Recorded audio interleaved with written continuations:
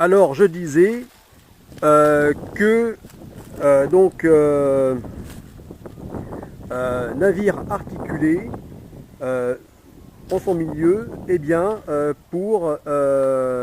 tant que navire à propulsion houlomotrice, c'est-à-dire se servant de la force des vagues pour se propulser et pour produire de l'énergie électrique, de l'énergie à bord, eh bien, donc le fait qu'il soit articulé constituera un système supplémentaire pouvant produire une puissance énorme par la force hydraulique. Hydraulique produite donc par l'énergie des vagues. Alors vous pouvez imaginer que ce système de vérin, ce système hydraulique, actionné donc par le mouvement de ces deux navires entre eux, déplaçant chacun plusieurs milliers de tonnes, eh bien, c'est-à-dire d'un poids chacun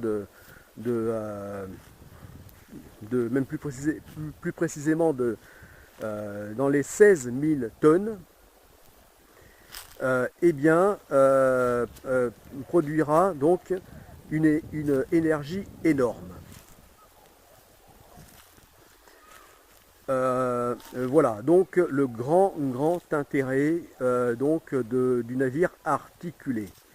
De même que le fait qu'il soit articulé, eh bien, constituera un meilleur rendement énergétique, surtout en tant que voilier. Donc un rendement qui sera nettement meilleur par rapport à par exemple, eh bien qu'il soit comme c'était regardez les toutes premières vidéos donc, qui se trouvent sur la chaîne Commandant Ulrich, donc concernant le projet Godessark. Et sur cette toute première vidéo, eh bien, tu vois, hein, vous voyez donc le grand navire Godessark, enfin les deux assemblés en un seul. Donc le grand navire long de 360 mètres, mais non articulé, c'est-à-dire bien qu'il puisse déjà là se séparer en deux, c'est-à-dire un navire normal, c'est-à-dire formant qu'une seule poutre raide, ce qu'on appelle la poutre navire. Et donc, eh bien, en tant que navire normal, le fait qu'il soit non articulé, eh bien, fait que il est à ce moment-là, son rendement hydrodynamique est moindre qu'un navire articulé. Voilà. Donc ça, c'est le grand avantage donc du navire articulé, c'est-à-dire un meilleur rendement. Donc ce qui pour un grand projet écologique où le but est de créer un navire à énergie positive, eh bien c'est d'un grand intérêt. Ensuite, il y a l'intérêt que donc on trouve à bord seulement 1200 personnes, équipage et passagers compris. Ce qui est très peu pour un navire long de 360 mètres, puisque les paquebots géants, donc les mégaships de croisière, hein, les plus grands qui existent, sont actuellement longs, atteignent et même dépassent de peu les 360 mètres. Et comptent à bord plus de 8000 personnes. Voilà.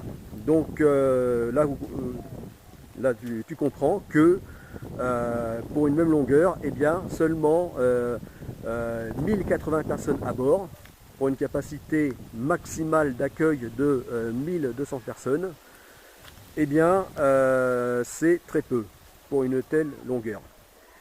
Donc, eh bien, ça fait que pour 360 mètres, Godet Arc constitue un navire très fin, très,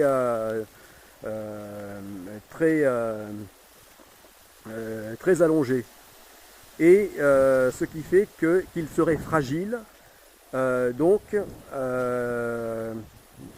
en pleine tempête. Dans une mer, une houle énorme formée, donc à ce moment-là, sa poutre navire, ça risquerait de se briser. Voilà. La raison pour laquelle, eh bien, par exemple, les paquebots géants, eh bien, pour leur longueur, sont très, très, très massifs, sont très hauts sur l'eau, très, très larges. Pour leur longueur, sont très ramassés. Eh bien, c'est pour constituer une poutre navire suffisamment solide de façon à résister donc aux énormes efforts d'un grand navire sur une mer déchaînée. Voilà.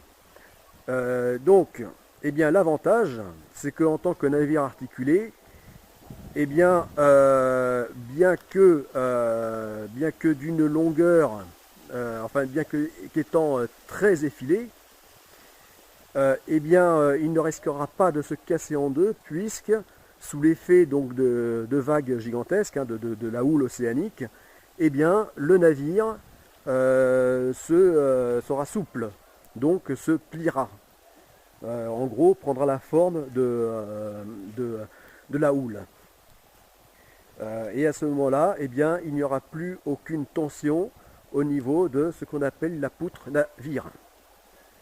Voilà, ce qui en fait, on pourrait comparer ceci au réseau de paille qui ne casse pas, enfin à la paille, je veux dire, à la brindille de paille qui ne casse pas lorsqu'on la plie. Alors qu'un objet raide, lui, eh bien, finira par casser. Voilà. Donc, grand intérêt du navire articulé. Voilà. Parce qu'en fait, donc si comme il était prévu au départ, eh bien qu'ils soient en mode, enfin dans l'option du navire, on va dire classique, normal, c'est-à-dire une seule coque raide, eh bien, pour qu'ils puissent résister donc à la navigation océanique sur donc, une mer formée, hein, sur une houle énorme, eh bien, il aurait fallu, comme je viens de l'expliquer, il aurait fallu qu'il soit beaucoup plus massif, donc plus large, plus haut, plus lourd. Ce qui aurait été pas viable pour un navire qui, entre guillemets, embarquerait seulement pour 360 mètres de long, seulement 1 millier de personnes. Voilà, voilà. Donc c'est pour ces raisons que je suis revenu à ce concept de navire articulé. Voilà, donc c'est tout simplement parce que ce concept futuriste est tout à fait performant et efficient. Et donc cadre parfaitement avec le projet Godet Arc. Voilà. Ensuite, eh bien, il y a le fait que, et c'est pour ça que, parce qu'au départ, au tout départ, j'avais prévu donc le grand navire d'exploration du projet Godet Arc, en un seul navire. Donc on va dire navire normal. seulement avec 1 millier de personnes à bord, eh bien, en tant que navire d'exploration, c'était,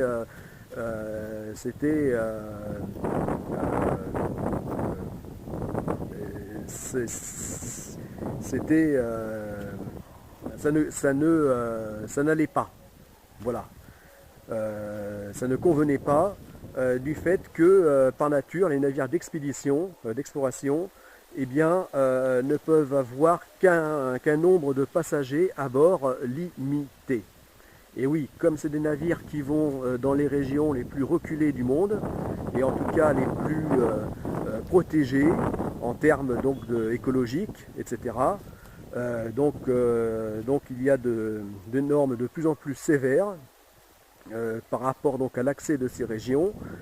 Et le fait qu'il y ait un trop grand nombre de personnes à bord, eh bien tout simplement peut devenir rédhibitoire donc à certains accès donc de régions de la planète.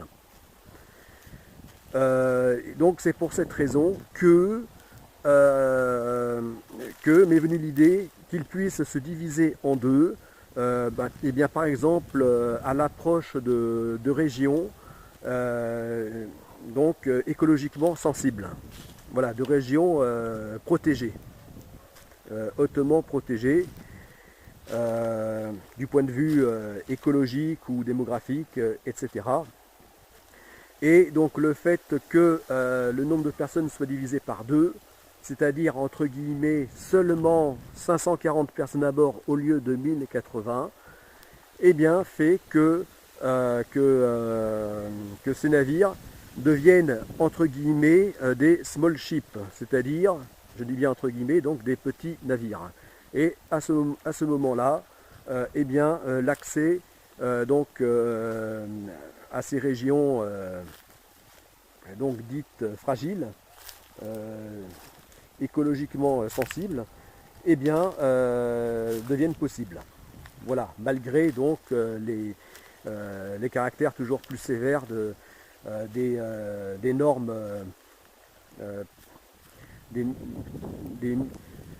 donc normes multiples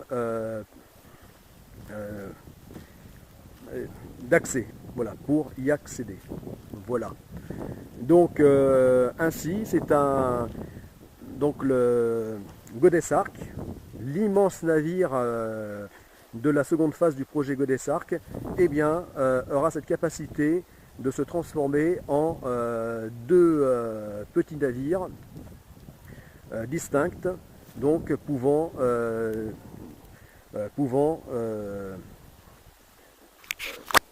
devenir de véritables navires d'expédition, navires d'exploration. Voilà. Donc le grand intérêt du navire, donc de ce concept novateur de navire composite articulé. Voilà. Bon, eh bien je pense avoir dit l'essentiel sur le retour à cette fameuse option.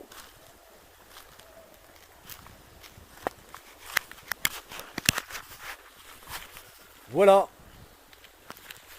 Oh, ça pique là. Ça y est, alors depuis qu'il y a eu ce rafraîchissement, après cette période de forte chaleur estivale, eh bien les tigres, ces terribles moustiques, ressortent, attaquent. Ce qui est surprenant parce que ces moustiques viennent des pays tropicaux justement. Et ici, dans le sud-ouest, en France, quand il fait vraiment chaud, trop chaud, eh bien ils disparaissent. C'est quand même bizarre. Bon, allez, parenthèse fermée. À bientôt. C'était le commandant Todrick.